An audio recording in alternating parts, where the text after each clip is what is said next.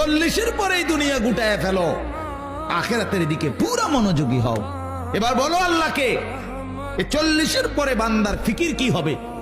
আল্লাহ শিখাইছে। এবার একজন মুমিনের ফিকির হবে, আল্লাহ এই 40 বছর পর্যন্ত আপনি আমারে যেই নিয়ামত গুলো দিছেন, আমার এগুলোর শুকর আদায়ের তৌফিক দেন। এই 1। 2, আল্লাহ আপনি আমার মা বাবার উপরে যত নিয়ামত দিছেন, আমারে সন্তান হিসাবে সেই নিয়ামত গুলোর শুকর আদায়েরও তৌফিক দেন।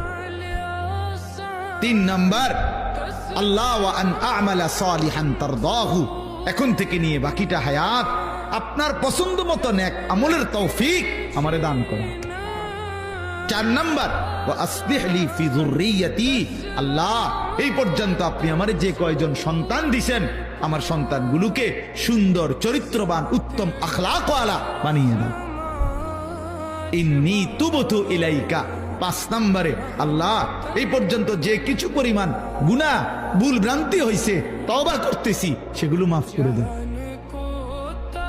6 নম্বরে, ইন্নী মিনাল মুসলিমিন, আল্লাহ আমি এখন থেকে একজন পূর্ণ মুসলমান হিসাবে আপনার গোলাম হয়ে থাকবো, বাকিটা আপনি আমারে কবুল করে নেন।